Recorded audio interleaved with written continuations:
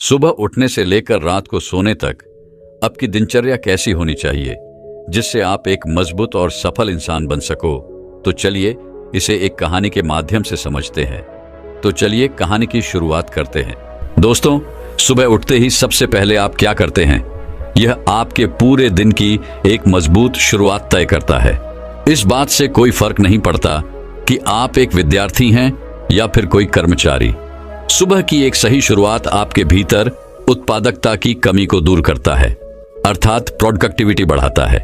जैसे कि मान लीजिए, अगर आप एक विद्यार्थी हैं तो आप सुबह उठकर मन लगाकर पढ़ेंगे।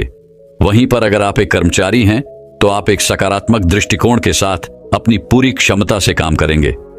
मैं नहीं जानता कि आप यह वीडियो अंत तक देखेंगे या नहीं, लेकिन अगर आपने इस वीडियो पर क्लिक किया है और आप इस वीडियो को देख रहे हैं तो इतना तो जाहिर सी बात है कि आप अपना जीवन बदलना चाहते हैं।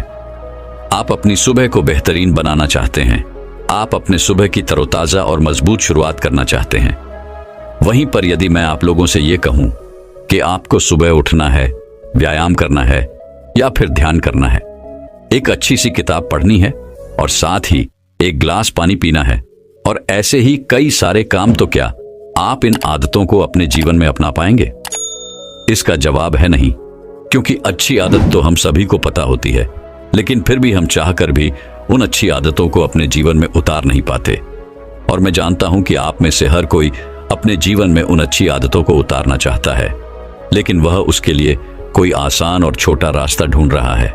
देखिए, मैं भी यह जानता हूं कि हम सभी अपने दिन की शुरुआत अच्छी करना चाहते हैं ताकि हमारा पूरा दिन अच्छा बीते, सकारात्मक बीते, लेकिन हम चाहकर भी अपने दिन की शुरुआत अच्छी नहीं कर पाते और दिन भी हमारा यूं ही बीत जाता है। हम में से अधिकांश लोग तो केवल तेजी से उठने के कारण ही अपना पूरा दिन यूं ही बर्बाद कर देते हैं, जिसके बाद उन्हें पछतावा होता है।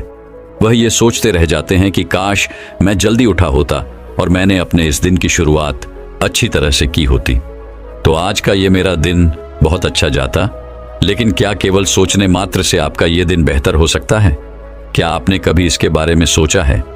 तो आज की जो कहानी मैं आपके लेकर आया हूं, इस कहानी के माध्यम से हम सुबह की कुछ ऐसी आदतों के बारे में जानेंगे जिन्हें अपना कर आप अपने जीवन में एक अलग चमत्कार ला सकते हैं।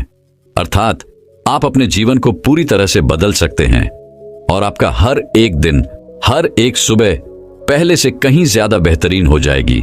आपकी सुबह सकारात्मक होगी, जिस कारण आपका पूरा दिन बेहतर से बेहतरीन होने लगेगा और आप जैसे चाहेंगे आप अपना दिन वैसा बना सकते हैं। बहुत समय पहले की बात है, एक नगर में विजय नाम का एक व्यक्ति रहता था जो अपने जीवन में कुछ करना चाहता था। वह पैसा कमाना चाहता था, नाम कमाना चाहता था, लोगों के बीच अपनी पहचान बनाना चाहता था, लेकिन वह अपनी बुरी आदतों के कारण बहुत परेशान था।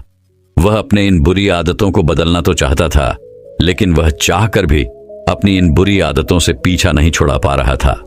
वह हर रोज देरी से उठता और उठते ही वह स्नान करता। उसके बाद वह नाश्ता करता। वह जल्दबाजी में अपने काम पर निकल जाता और अधिकांश ही वह अपने दफ्तर तक पहुंचने में देर कर देता, जिस कारण उसका मालिक उसे बहुत खरी खोटी सुनाया करता था और इसी वजह से उसका पूरा दिन भी बेकार हो जाया करता। वह दिन भर क्रोधित रहता, परेशान रहता, चिड़चिड़ा रहता और दूसरी तरफ जब वो शाम को थका हारा घर लौटता तो घर पर भी उसे तरह तरह के ताने सुनने को मिलते, जिस कारण वो बहुत परेशान रहने लगा था। वो बहुत चिंतित रहने लगा था। उसे कुछ भी समझ नहीं आ रहा था कि आखिर वह क्या करे, किस तरह से अपने इन बुरी आदतों से छुटकारा पाए, किस तरह से वह अपने जीवन में वह हासिल करे जो वो चाहता है। देखते ही देखते ऐसे ही कई दिन बीत गए और एक दिन जब वो अपने दफ्तर देरी से पहुंचा तो उसका मालिक पहले से ही क्रोधित था, जिस कारण उसने विजय को काम से निकाल दिया। अब विजय बेरोजगार हो चुका था और उसके पास इतने पैसे भी नहीं थे कि वह कुछ दिनों तक अपने घर का गुजारा कर सके और इसी कारण विजय अत्यधिक चिंता में था। वह एक वृक्ष के नीचे जाकर बैठ गया और अपने हालातों के बारे में सोचने लगा। तभी वहां से एक गुरु गुजर रहे थे। उन गुरु ने जब विजय को देखा तो वह उसकी मनोदशा समझ चुके थे। वह जान चुके थे कि विजय बहुत परेशान है, वह बहुत चिंतित है। वह गुरु विजय के पास पहुंचे और उन्होंने विजय से कहा, क्या बात है बेटा, तुम बहुत परेशान लग रहे हो। इस पर विजय जवाब देते हुए कहता है, है गुरुवर, मैं आपको क्या बताऊं। मैं अपनी बुरी आदतों के कारण बहुत परेशान हो चुका हूं। मैं हमेशा देरी से उठता हूं और इसी कारण मैं हमेशा दफ्तर देरी से पहुंचता हूं और इसी कारण आज मेरे मालिक ने मुझे दफ्तर से निकाल दिया। अब तो मेरे पास मेरी नौकरी भी नहीं रही। मेरे पास तो इतने पैसे भी नहीं है कि कम से कम कुछ दिनों के लिए मैं अपने परिवार का गुजर बसर कर सकूं। मैं तो अपने जीवन में कुछ बड़ा करना चाहता था, पैसे कमाना चाहता था, नाम कमाना चाहता था, लोगों के बीच अपनी पहचान बनाना चाहता था, लेकिन आज मेरे पास कुछ भी नहीं है। अब आप ही बताइए मैं क्या करूं। इस पर वह गुरु विजय से कहते हैं, बेटा, इतनी बड़ी जिंदगी में क्या एक छोटी सी आदत अपनाना तुम्हारे लिए इतना मुश्किल काम है। अगर तुम कुछ अलग करना चाहते हो, कुछ बड़ा करना चाहते हो, अपना नाम कमाना चाहते हो, पैसा कमाना चाहते हो, तो याद रखो कि तुम्हें वह नहीं करना जो दुनिया कर रही है। तुम्हें तो कुछ अलग करना होगा। तुम्हें कुछ अलग करने की हिम्मत दिखानी होगी। ये जज्बा ही तुम्हें कुछ अलग पहचान दिलाएगा और तुम्हें उस मुकाम तक पहुंचाएगा जहां लोग आपको आपके नाम से नहीं बल्कि आपके काम से जानेंगे। और इसकी शुरुआत तुम्हें अपने उन आदतों से करनी होगी जिन आदतों के कारण तुम आज इतने परेशान हो, जिनके कारण आज तुम यहां पर हो। इस पर विजय कहता है गुरुवार, मैंने अपनी आदतों को बदलने की कोशिश की है। मैंने कई तरीके अपनाए, कई तरह की कोशिशें की, लेकिन मैं हर बार नाकामयाब रहा। मैं अपनी आदतों को नहीं बदल पाया और इसी वजह से तो आज मेरी यह हालात है। इस पर वह गुरुवर विजय से कहते हैं, क्योंकि बेटा, तुम वो कर रहे थे जो लोग कर रहे हैं। तुमने कुछ अलग करने की कोशिश ही नहीं की। तुम्हें जिसने जो बताया तुमने वो तरीका अपना लिया। क्या तुमने इसे अपने जीवन में उतार कर देखा? क्या तुमने इसे अपने तरीके से अपना कर देखा? इस पर विजय कहता है, नहीं गुरुवर, मुझे जिसने जो भी बताया, जैसे भी बताया, मैंने उसे उसी तरीके से अपनाया, लेकिन फिर भी मैं उन्हें अपना ना सका। तभी वह गुरु कहते हैं, बेटा, आज मैं तुम्हें कुछ ऐसी आदतें बताने जा रहा हूं जो बहुत छोटी सी हैं, लेकिन तुम्हारे जीवन में बहुत बड़ा बदलाव लाने में सक्षम है। यदि तुम इन आदतों को अपने जीवन में उतार लेते हो तो तुम अवश्य ही अपने जीवन में सफलता प्राप्त कर पाओगे। तुम जैसे चाहोगे तुम अपना जीवन वैसे ही बिताओगे। तभी विजय कहता है गुरुवर, बताइए वह कौन सी आदतें हैं? कृपया करके मेरा मार्गदर्शन करें। इस पर गुरुवर विजय से कहते हैं, बेटा, सबसे पहली आदत है कि भीड़ से पहले उठो। तुमने देखा होगा कि अधिकांश लोग 9 बजे, 10 बजे या फिर 11 बजे तक उठते हैं और ऐसे उनका आधा दिन तो यूं ही निकल जाता है। लेकिन जब तक उन बाकी लोगों से सुबह जल्दी उठते हो तो तुम पहले ही उन बाकी लोगों के मुकाबले सबसे अमीर हो, क्योंकि तुम उनके मुकाबले 3-4 घंटे पहले हो चुके हो और पूरे दिन में तुम्हारे पास अब 3-4 घंटे उनसे कहीं ज्यादा है। अर्थात अब तुम्हारे पास 3-4 घंटे अधिक समय है और इस समय का इस्तेमाल तुम अपने लक्ष्य को प्राप्त करने में लगा सकते हो। तभी विजय कहता है गुरुवर, आपने तो इतनी आसानी से कह दिया कि सुबह 5 या 6 बजे उठो, लेकिन मैं उठूंगा कैसे? अगर यह इतनी आसान आदत होती तो क्या मैंने इसे पहले ही नहीं अपना दिया होता? इस पर वह गुरु मुस्कुराने लगे और विजय से कहते हैं, बेटा, तुमने देखा होगा कि आजकल हर कोई घंटी वाली घड़ियों का इस्तेमाल करते हैं जिससे वह सुबह जल्दी उठ सके। लेकिन जब सुबह सुबह उनकी नींद गहरी होती है, उसी वक्त वह घंटी घड़ी बजने लगती है और ऐसे में उनकी नींद में अवरोध पड़ने लगता है और तब वह व्यक्ति उस घड़ी की घंटी को बंद करके फिर से सो जाते हैं। और यहीं से शुरू होती है आपकी जादुई सुबह, अर्थात दिन भर चिड़चिड़ापन जो पूरे दिन बरकरार रहता है। इसीलिए यह कोशिश करो कि जैसे ही आपकी घंटी बजे, आप पहले ही घंटी के साथ अपने बिस्तर को छोड़ दें और उठकर तैयार हो जाए। इससे आपकी सुबह बेहतरीन हो जाएगी, आप तरोताजा महसूस करेंगे और इसी समय आपके भीतर सकारात्मकता का प्रभाव भी होगा, जिससे पूरे दिन आपका मस्तिष्क केवल सकारात्मक विचारों पर ही काम करता है। दोस्तों, विज्ञान के अनुसार भी सुबह इस समय में आपके भीतर एनर्जी का लेवल सबसे हाई होता है। विज्ञान भी यही कहता है कि सुबह जल्दी उठने से हमारे दिमाग पर तनाव कम पड़ता है और हमारा मस्तिष्क कुछ ऐसे हार्मोन्स छोड़ता है जिनके कारण हम दिन भर तनाव मुक्त रहते हैं और हमारा पूरा दिन खुशनुमा रहता है। हम पूरे दिन तरोताजा और अच्छा महसूस कर पाते हैं। लेकिन उसी के विपरीत जब हम देरी से उठते हैं तो इन हार्मोन्स की मात्रा पहले से अधिक होती है, जिससे आपके स्वास्थ्य पर भी बुरा प्रभाव पड़ता है। इसीलिए अक्सर आपने यह भी महसूस किया होगा कि जब आप देरी से उठते हैं तो अक्सर ही आप चिड़चिड़ा महसूस करते हैं, जिस कारण आपका पूरा दिन यूं ही वेस्ट हो जाता है और आप तरह तरह की उलझनों में फंसे रहते हैं। आपका मस्तिष्क तनाव में रहता है और आप कोई भी फैसला सही ढंग से नहीं ले पाते। इसलिए सुबह उठना बहुत जरूरी है। आगे वह गुरुवर विजय से कहते हैं, समय के मामले में तो तुम बाकी लोगों से अमीर तो होंगे, लेकिन अब तुम सुबह उठते ही करोगे क्या? क्या तुमने इसके बारे में सोचा है? इसका जवाब देते हुए विजय कहता है, हाँ, मैं जानता हूं कि मुझे सुबह क्या करना है। सुबह उठते ही सबसे पहले मैं अखबार पढ़ता हूं, फिर स्नान करता हूं, नहाता हूं और उसके बाद में दफ्तर के लिए निकल जाता हूं। तभी वह गुरुवर कहते हैं, तुम्हें ऐसा बिल्कुल भी नहीं करना चाहिए। सुबह उठकर सबसे पहले तुम्हें 2 से 3 मिनट के लिए शांति से बैठना चाहिए। उसके बाद तुम्हें पूरे 1 गिलास पानी पीना चाहिए, क्योंकि रात भर तुम्हारे शरीर को पानी नहीं मिला होता, जिस कारण तुम्हारे शरीर में पानी की कमी होती है। और ऐसे में जब तुम 1 गिलास पानी पीते हो, इससे न केवल तुम्हारे शरीर को पानी मिलता है, बल्कि हमारा शरीर और मजबूत होता है और उसे तरह तरह की बीमारी से लड़ने की क्षमता भी प्राप्त होती है। और सुबह उठकर 1 गिलास पानी पीने से हमारा पेट भी अच्छी तरह से साफ होता है।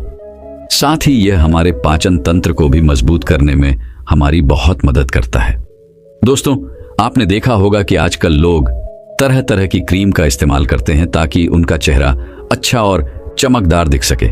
लेकिन सुबह उठते ही पानी पीने की यह जो आदत है, यह सबसे आसान तरीका है जिससे आप प्राकृतिक रूप से अपने चेहरे पर वह चमक प्राप्त कर सकते हैं।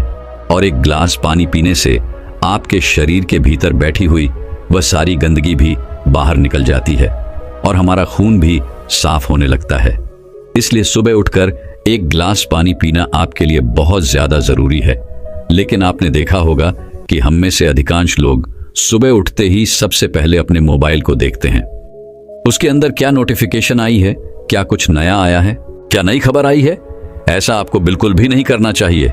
ऐसा करने से आपकी सुबह की वह तरोताजगी जड़ से मिट जाती है। इसका कारण यही है कि दुनिया भर की नकारात्मक सोशल मीडिया प्लेटफॉर्म के जरिए हमारे दिमाग में तरह तरह की बातें भर दी जाती हैं। और सुबह सुबह यदि हम नकारात्मक चीजें देखेंगे, सुनेंगे या फिर पढ़ेंगे, तो ये हम पर नकारात्मक प्रभाव ही डालेगा। इसलिए सुबह उठकर आपको कम से कम 2 से 3 मिनट तक शांति से बैठना है और अपने आप से सकारात्मक बातें करनी है और साथ ही 1 गिलास पानी भी पीना है। मैं आपको इतने सारे कारण इसलिए बता रहा हूं ताकि मैं चाहता हूं कि आपके लिए कोई एक कारण जो सबसे महत्वपूर्ण हो, कम से कम उसी के लिए आप यह आदत अपना ले, जिससे आपका जीवन पहले से बेहतर हो जाए।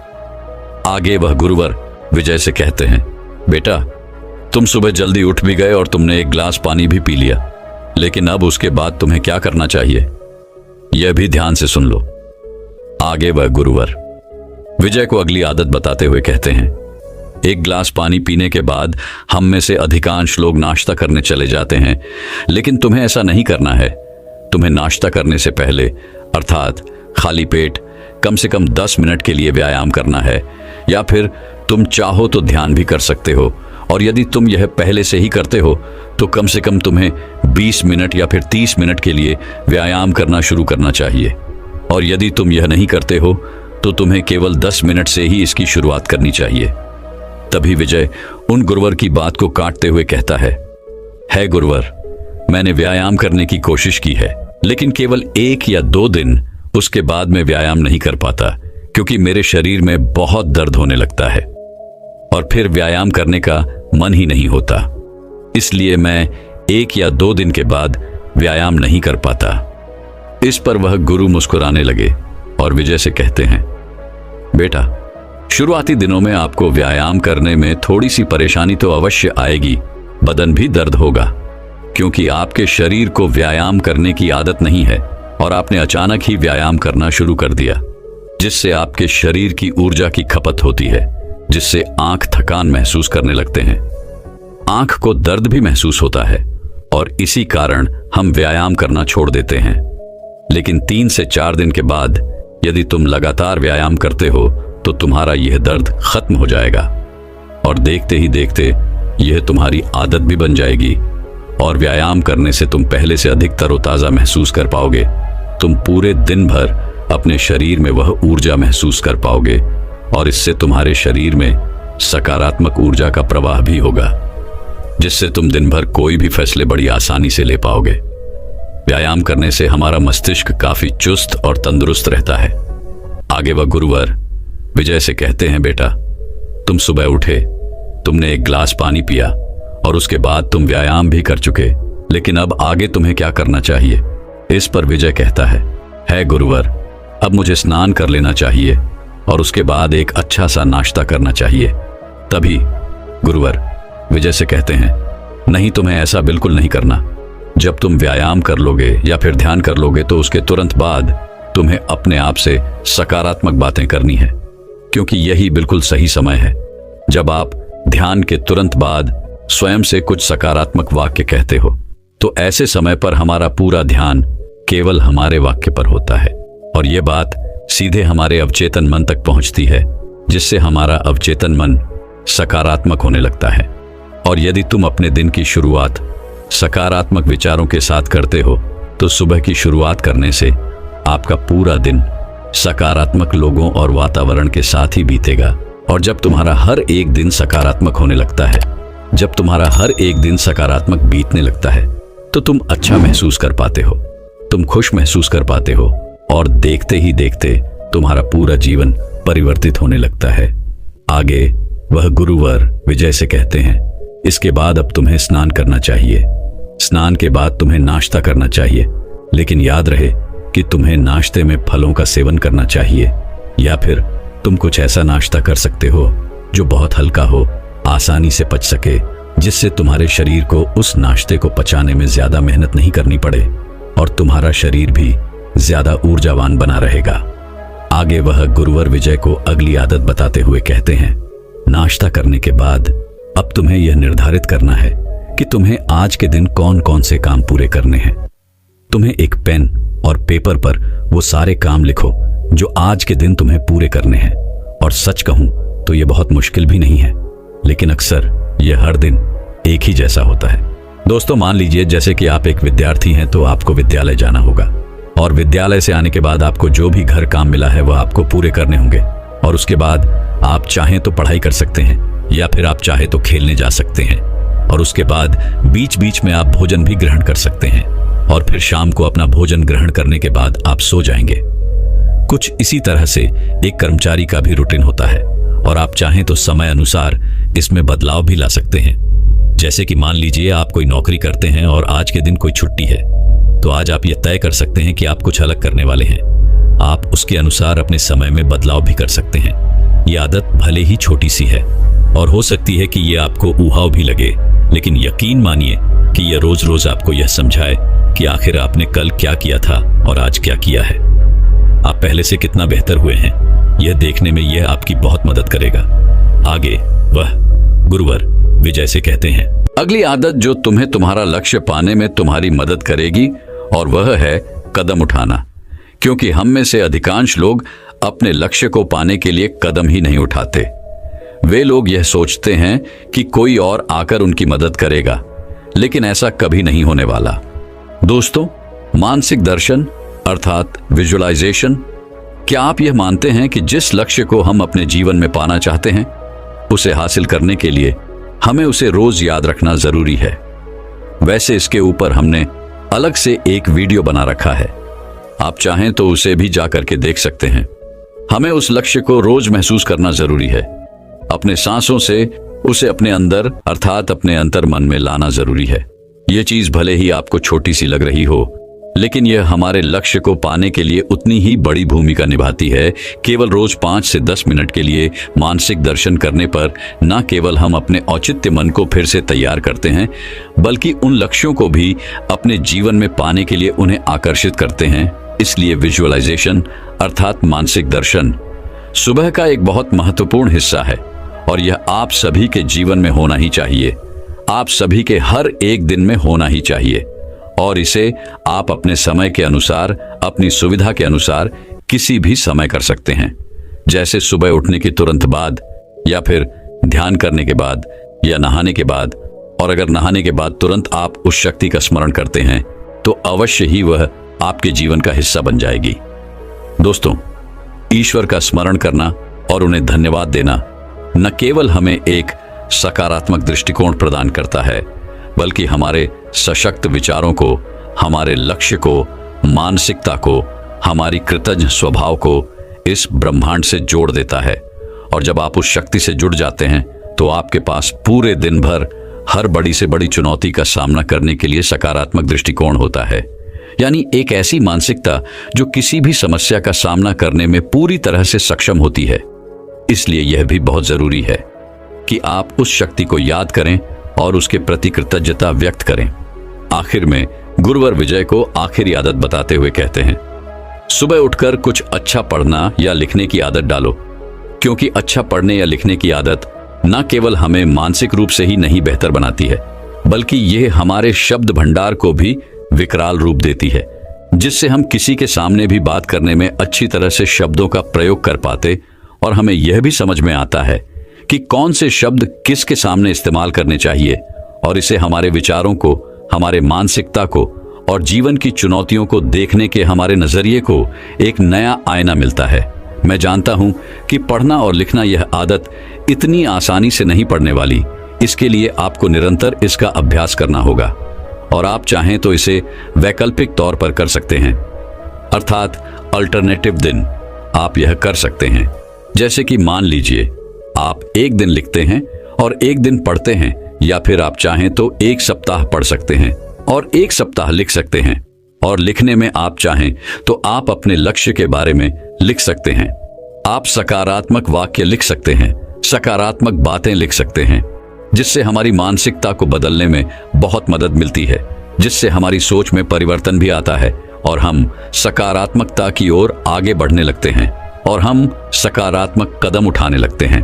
आगे वह गुरुवर विजय से कहते हैं, बेटा, ये सभी आदतें आपको भीड़ से अलग बनाती हैं, जिससे तुम्हें गजब का आत्मविश्वास भी झलकने लगता है। यदि तुम किसी भी व्यक्ति के सामने मजबूती से अपनी बात रखने की क्षमता हासिल कर लेते हो तो वह तुम्हारी बात अवश्य सुनेगा। इन सभी आदतों के कारण तुम स्वयं के अंदर वह आत्मविश्वास, वह जज्बा महसूस कर पाते हो, जिससे तुम किसी भी लक्ष्य को हासिल करने के लिए प्रेरित रह पाते हो। और यही कारण है कि इस दुनिया के सबसे सफल लोग इन आदतों को अपनाते हैं, जिससे वह अपने जीवन में किसी भी मुश्किल का सामना बड़ी आसानी से कर पाते हैं और वह अपने जीवन में जैसा चाहते हैं उन लक्ष्य को प्राप्त भी कर लेते हैं। इतना कहकर वह गुरुवर शांत हो गए और अपने मार्ग में आगे की ओर बढ़ चले। विजय वहीं पर बैठा हुआ था और उन गुरु की सारी बातों के बारे में सोच रहा था, विचार कर रहा था, और उसे यह भी समझ में आ चुका था कि वह अब तक क्या गलतियां कर रहा था, वह क्यों अब तक अपने लक्ष्यों से इतना दूर है। उसने अगले दिन से ही उन गुरु की सभी बातों को अपने जीवन में उतारना शुरू कर दिया और देखते ही देखते उसका पूरा जीवन बदलने लगा। दोस्तों, यदि आप भी अपने जीवन में कुछ बड़ा हासिल करना चाहते हैं, कुछ अलग पाना चाहते हैं, तो आपको भी यह आदतें अपनानी चाहिए। तो दर्शकों, चलिए अब मन को नियंत्रित करने की अगली रोचक कहानी की शुरुआत करते हैं। दोस्तों, बहुत समय पहले की बात है। एक नगर में एक बहुत ही प्रसिद्ध गुरु रहा करते थे। उनकी ख्याति दूर दूर तक फैली हुई थी। उनके पास लोग दूर दूर से आया करते थे। एक दिन वह अपने शिष्यों को कुछ उपदेश दे रहे थे।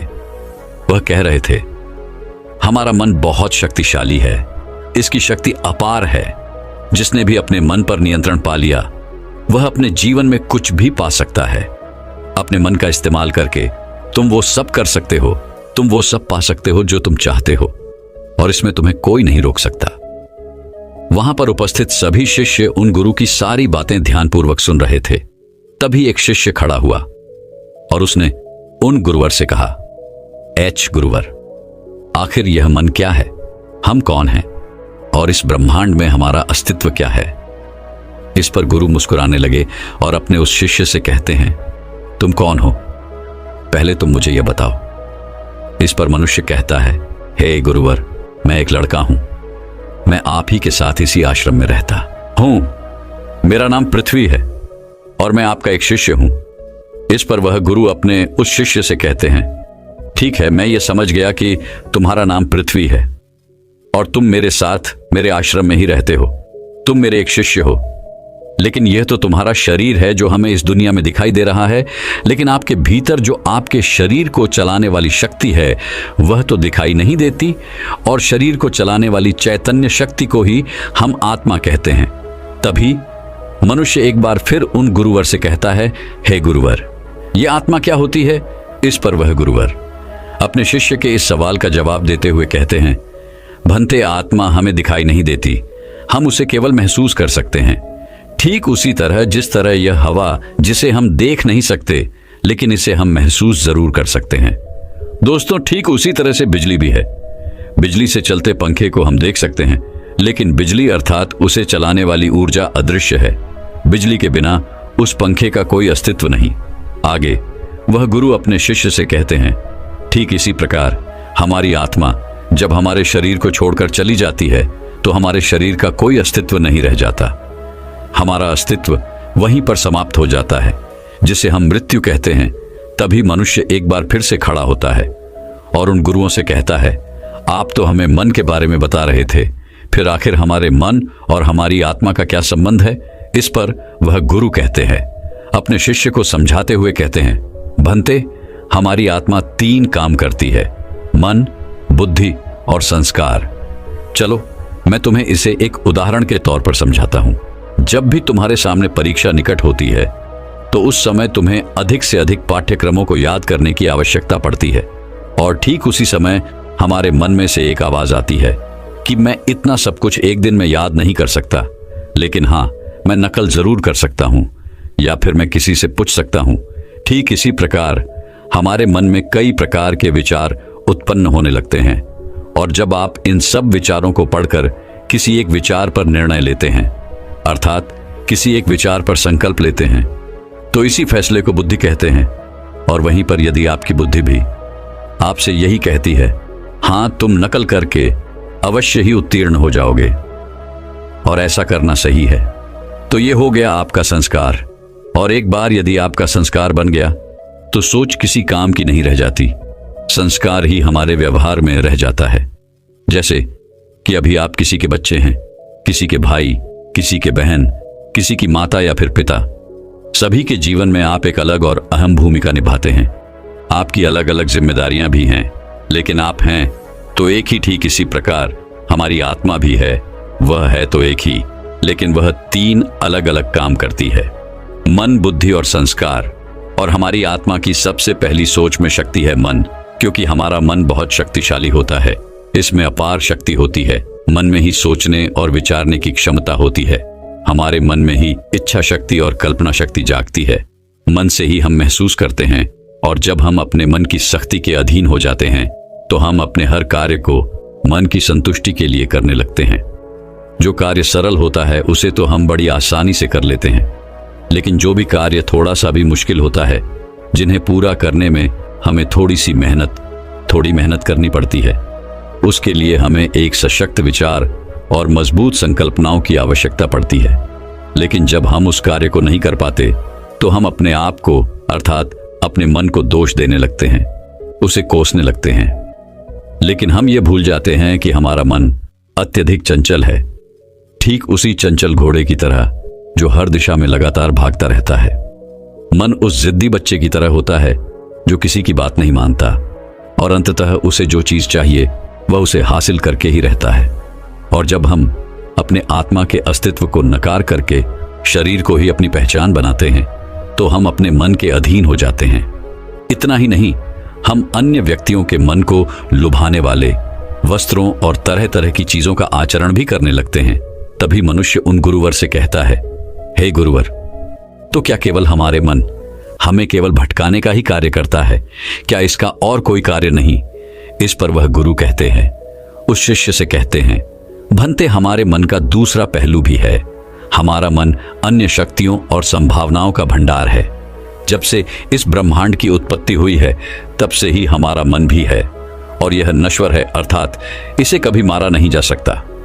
यह एक शरीर छोड़कर दूसरे शरीर में बस जाता है और जब हम यह महसूस कर पाते हैं कि हमारा अस्तित्व इस नश्वर शरीर से कहीं आगे है, तब हम यह भी समझ पाते हैं कि हमारी आत्मा इस ब्रह्मांड का एक अंश है। हम अपने मन के अनंत शक्ति को महसूस कर पाते हैं। इस दुनिया में जन्म लेने वाले महान वैज्ञानिक और बड़े से बड़े लोग भी अपने मन का केवल 15% हिस्सा ही इस्तेमाल कर पाए हैं, और जब केवल 15% शक्तियां हासिल करने के बाद भी वह अपना नाम अमर कर गए।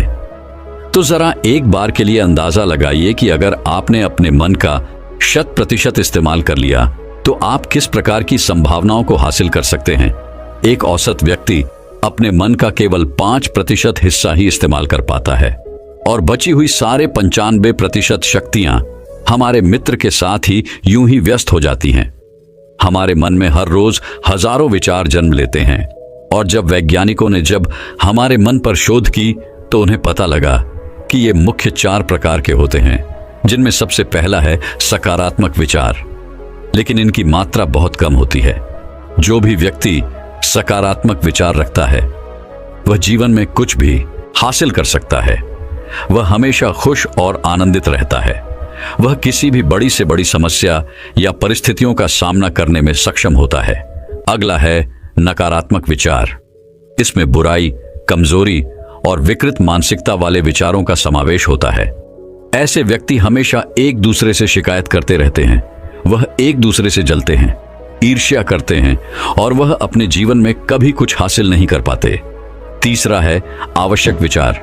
ये ऐसे विचार होते हैं जो हमारे दिनचर्या से संबंधित होते हैं, जैसे आज मुझे इस काम को इतने समय पर पूरा करना है, आज मुझे इतने सारे काम करने हैं, इन लोगों से मिलना है, इनसे बातें करनी है, मुझे ये करना है, मुझे वो करना है। ऐसे ही कई प्रकार के विचार जो हमारी दिनचर्या से संबंधित होते हैं, और ये सभी हमारे लिए आवश्यक विचार होते हैं। हम दिन भर जो भी कार्य करते हैं वो हमारे आवश्यक विचारों के कारण ही होता है। चौथा है व्यस्त विचार। इसमें जितने भी विचार होते हैं वह सभी बीती घटनाओं से प्रेरित होते हैं। जैसे कि पिछले साल मेरे मित्र ने मुझे धोखा दिया था, इसलिए मैं उससे बात नहीं करना चाहता, मैं उससे नफरत करता हूं।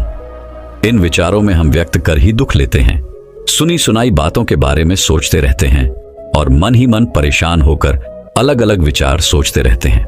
और एक मनोवैज्ञानिक के विश्लेषण के अनुसार हमारे मन में आने वाले 80% विचार भूतकाल की बीती घटनाओं से ही प्रेरित होते हैं, और 15% विचार भविष्य की कल्पनाओं से संबंधित होते हैं। जैसे मैं भविष्य में यह करूंगा, यदि मैं ऐसा करूंगा तो मुझे वैसा मिलेगा, मैं यह करूंगा, मैं वह करूंगा, मुझे ये मिलेगा, मुझे वो मिलेगा।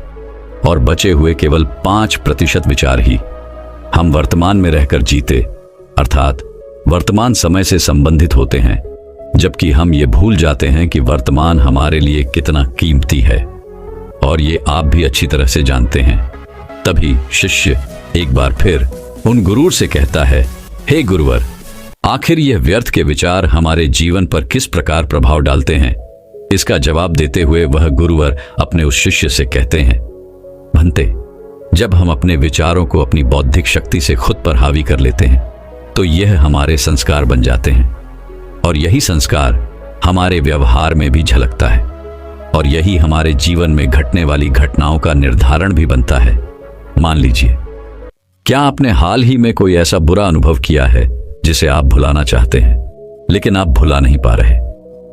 आपके साथ कुछ ऐसा घटा है जो आप याद नहीं रखना चाहते, और आपने उसी व्यक्ति के विचार को अपना संस्कार बना लिया, तो आप व्यर्थ ही परेशान रहेंगे, चिंतित रहेंगे, और इसका परिणाम यह होगा कि आपका जीवन दुखों से भर जाएगा। आप हमेशा चिंता में परेशान रहेंगे। लेकिन उसी के विपरीत, यदि आप अपनी बौद्धिक शक्ति का इस्तेमाल करके किसी सकारात्मक विचार को आत्मसात करते हैं तो आपका जीवन शांत और आनंद में हो जाएगा। आप हर काम में मन लगा पाएंगे, आप हर काम में अपना 100% दे पाएंगे। इसलिए यह हम पर निर्भर करता है कि हम अपने मन को अपना सबसे अच्छा दोस्त बनाना चाहते हैं या दुश्मन, क्योंकि जैसे हमारे मन के विचार होंगे वैसे ही हमारी भावनाएं और व्यवहार भी होगा, और फिर वैसा ही हमारा जीवन भी होगा, क्योंकि हमारे विचार के आधार पर ही हमारे मन की मान्यताएं निर्मित होती हैं, और जैसी मान्यताएं होती हैं वैसा ही हमारा जीवन भी होता है। क्योंकि हमारे मन में उठने वाले विचार एक बीज की तरह है जैसे विचार हम अपने मन में बोते हैं वैसे ही हमें फल भी मिलते हैं। यदि आप सकारात्मक विचारों के बीज मन में बोएंगे तो आपका जीवन सकारात्मकता से भर जाएगा। फलस्वरूप आप खुश और आनंदित रहेंगे। आप किसी भी परिस्थिति का सामना करने में सक्षम होंगे। सकारात्मकता हमारे भीतर शक्ति का संचार करता है, जबकि नकारात्मक विचार हमारे मानसिक शक्तियों को कमजोर कर देता है, जिस कारण हम अधिकांश थकान और आलस महसूस करते हैं और हम अपने लक्ष्य की तरफ भी आगे नहीं बढ़ पाते। और ऐसे अधिकांश व्यक्ति अपने जीवन में कभी कोई लक्ष्य निर्धारित तक नहीं करते, जिस कारण उनका पूरा जीवन यूं ही व्यर्थ हो जाता है। वह अपना पूरा जीवन बिना किसी लक्ष्य के जीते हैं। आगे वह गुरु अपने शिष्य को आत्मा का दूसरा काम बताते हुए कहते हैं, हे भंते, दूसरी शक्ति है बुद्धि। हमारे मन और बुद्धि का एक दूसरे से बहुत गहरा संबंध है और इन तीन शक्तियों में बुद्धि सबसे महत्वपूर्ण है। इसी को हम अंतरात्मा की आवाज भी कहते हैं, क्योंकि यह कभी गलत नहीं होती, केवल आवश्यकता है तो इसे सुनने की। हमारी बुद्धि के पास दो शक्तियां होती हैं, विवेक और स्वतंत्रता। जब हम विवेक से किसी विचार के बारे में सोचते हैं तो हम यह समझ पाते हैं कि वह सही है या गलत, और हम उस पर एक सही निर्णय ले पाते हैं। हम सही विचार अपनाने की शक्ति रखते हैं। हमारी बुद्धि को विवेक और स्वतंत्रता इसलिए दी गई है ताकि हम अपने हर काम को स्वतंत्रता पूर्वक तथा विवेकपूर्ण होकर अपने काम कर सके, जिससे हम अपने कर्म के प्रति स्वयं उत्तरदायी हों, न कि ईश्वर, क्योंकि ईश्वर कभी भी हमारे कदमों में दखलंदाजी नहीं करते। हम स्वयं अपने विवेक से अपने जीवन के निर्णय लेते हैं। हम अपनी बुद्धि के विवेक से ही सही और गलत का फैसला करते हैं, और जब हमारी बुद्धि किसी बात को लेकर अपनी अंतरात्मा को परखती है, उसका विश्लेषण करती है, तो वह हर बात का वास्तविक फैसला कर पाती है। इसलिए आपने कभी न कभी यह महसूस किया होगा कि जब भी आपने अपने अंतरात्मा की आवाज सुनी है और आपने एक सही निर्णय लिया है तो आपको एक सुकून महसूस होता है। और इसी के विपरीत जब आप अपने अंतरात्मा की आवाज नहीं सुनते और कोई गलत निर्णय लिए बैठते हैं, तब आप अंदर ही अंदर ग्लानि से भर जाते हैं, और तब हमारी अंतरात्मा हमें एक कचोटने लगती है, जिससे हमारा आत्मविश्वास डगमगाने लगता है और हम जीवन के छोटे से छोटे और बड़े से बड़े फैसले लेने में भी कतराने लगते हैं। तब हमारे भीतर तनाव उत्पन्न होने लगता है, चिंता बढ़ने लगती है, और हर एक दिन हमारी क्षमताएं भी कमजोर बढ़ने लगती हैं, जिस कारण हमारे जीवन में दुख बढ़ने लगता है। हम अपने भीतर एक तनाव महसूस करते हैं, और ये तनाव हमारी थकान और आलस का कारण बन जाता है। हम देखते ही देखते चिड़चिड़े होने लगते हैं। छोटी छोटी बातों पर हम नाराज होने लगते हैं, परेशान होने लगते हैं, और इसका कारण है कि धीरे धीरे हम खुद को अपनी आत्मा से अलग समझने लगे हैं, क्योंकि हमने अपना अस्तित्व अपने शरीर तजक ही सीमित कर दिया है, और अपनी बुद्धि को हम आध्यात्मिक से बहुत दूर ले जा चुके हैं। और यही कारण है कि हम अपनी बौद्धिक शक्ति भी खोते जा रहे हैं, और हम अपनी बुद्धि का विवेक भी धीरे धीरे करके खो रहे हैं। लेकिन आप चाहें तो आध्यात्मिक और ध्यान की मदद से अपनी खोई हुई बुद्धि अर्थात विवेक को फिर से वापस ला सकते हैं। लेकिन अब आप कहेंगे कि हमारे पास तो समय ही नहीं है, तो इसका बहुत ही सीधा सा जवाब है, समय किसी के पास नहीं होता, लेकिन आप चाहें तो अपने लिए समय जरूर निकाल सकते हैं।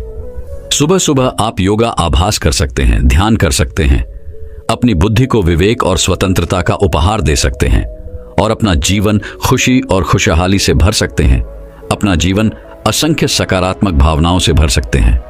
जब हम सुबह सुबह ध्यान करते हैं तो इससे हमारी आत्मा भी सकारात्मक ऊर्जा से भर जाती है। खुद के साथ हम एक जुड़ाव महसूस कर पाते हैं। दिन भर हम एक ऊर्जा महसूस कर पाते हैं, जिससे हम खुश रह पाते हैं, आनंदित रह पाते हैं, और दिन भर हम अपने भीतर आत्मविश्वास महसूस कर पाते हैं। आगे वह गुरुवर अपने उस शिष्य से आत्मा का तीसरा काम बताते हुए कहते हैं, संस्कार। लेकिन अब आपके मन में यह प्रश्न उठ रहा होगा, क्या करें, संस्कार क्या होते हैं? तो इसका भी बहुत ही सीधा और सरल सा जवाब है।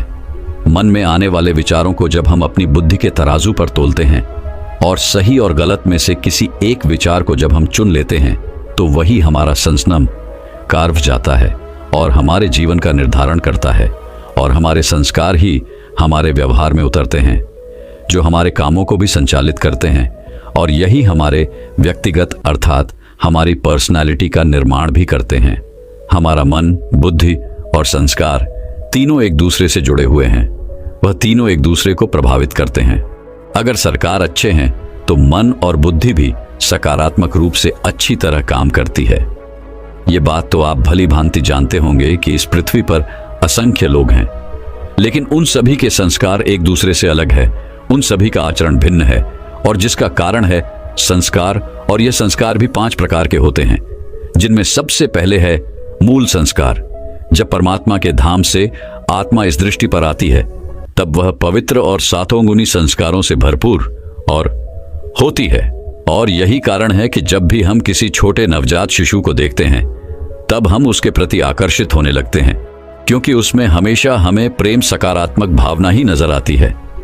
लेकिन जैसे जैसे वह बच्चा बड़ा होने लगता है, तो वह भी इस समाज की सीमित मानसिकताओं में बड़ा होने लगता है, और धीरे धीरे वह अपने अस्तित्व को भूल जाता है। और देखते ही देखते उस बच्चे में लालच, लोभ, क्रोध, मोह आदि अनेक प्रकार के अगुण अपने आप ही पनपने लगते हैं, जिस कारण वह अपने मूल संस्कारों को खो बैठता है। आगे वह गुरु है। दूसरे संस्कार बताते हुए कहते हैं, पूर्व जन्म के संस्कार। ये संस्कार हमें अपने पूर्वजों जन्मों के किए गए कर्मों से मिलते हैं। और यही कारण है कि आपने कभी कभी सुना ही होगा कि किसी 5 वर्षीय बच्चे ने पूरे शास्त्रों का अध्ययन कर लिया है। किसी बच्चे को ऐसी ऐसी भाषाएं आती हैं जिसके बारे में आप तक नहीं जानते, जो उसके परिवार में कभी बोली तक नहीं जाती। क्या आपने कभी यह सोचा है, आखिर ये संस्कार उनमें कहां से आए? और ये दिया संस्कार उनके अंदर उभरे हैं, तो हमारे अंदर क्यों नहीं? पूर्व जन्म के संस्कार तो हर आत्मा के अंदर उदय होते हैं, लेकिन उनकी तीव्रता अलग अलग होती है।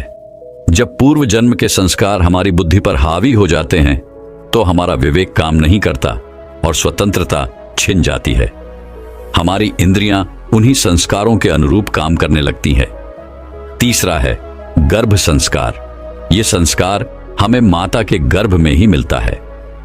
माता और पिता के आपसी चिंतक और विचारों का प्रभाव हमारे संस्कारों का निर्धारण करता है।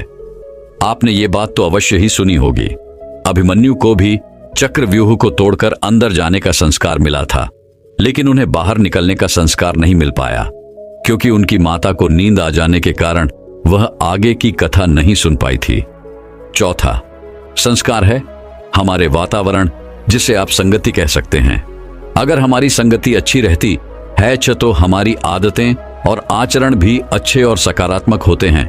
लेकिन वहीं पर यदि हम बुरे वातावरण में रहते हैं, तो हमारे संस्कार भी उनसे प्रभावित होंगे और हमारे अंदर भी नकारात्मकता और बुरे संस्कार ही पनपेंगे। 5वां संस्कार है दृढ़ता। हम दृढ़ता से अच्छा संस्कार बना सकते हैं और मुश्किल से मुश्किल कामों को हम आसानी से कर सकते हैं। जब हम मनोबल का इस्तेमाल करके अपने भीतर कोई अच्छा संस्कार लाते हैं, तो इससे हमारा व्यक्तित्व चमकने लगता है और हमारा आत्मविश्वास भी बढ़ जाता है। हमारी आत्मा को इस संस्कार से एक सकारात्मक दिशा मिलती है और हम लगातार अपने लक्ष्यों की ओर आगे बढ़ते चले जाते हैं। इस पर पश्चिम एक बार फिर खड़ा होता है और उन गुरु से कहता है, हे गुरु है, आप कह रहे हैं कि हमारी आत्मा के 5 संस्कार हैं, जिनमें से क्या हम पहले 4 संस्कारों के प्रभाव को खत्म कर सकते हैं, अर्थात क्या उन्हें नया रूप दे सकते हैं?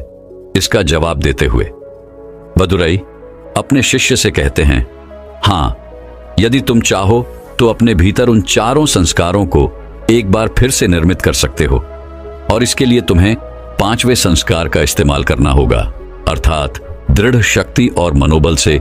यदि तुम चाहो तो अपनी दृढ़ इच्छा शक्ति और मनोबल से हर संस्कार को बदल सकते हो।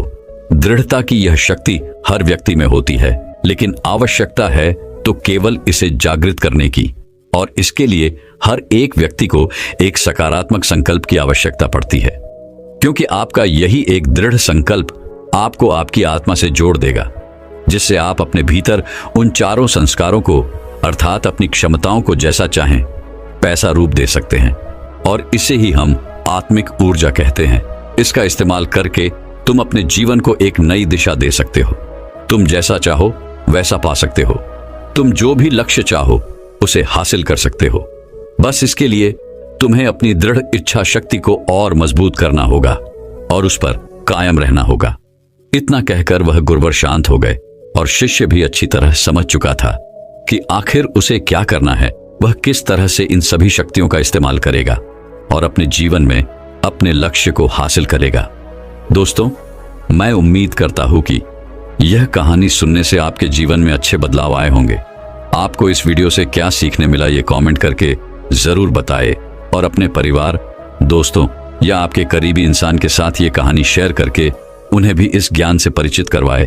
बाकी अगर आपको यह वीडियो दिल से अच्छी लगी हो तभी इस वीडियो को लाइक कर देना और आपने अब तक इस चैनल को सब्सक्राइब ना किया हो तो चैनल को सब्सक्राइब भी जरूर कर देना।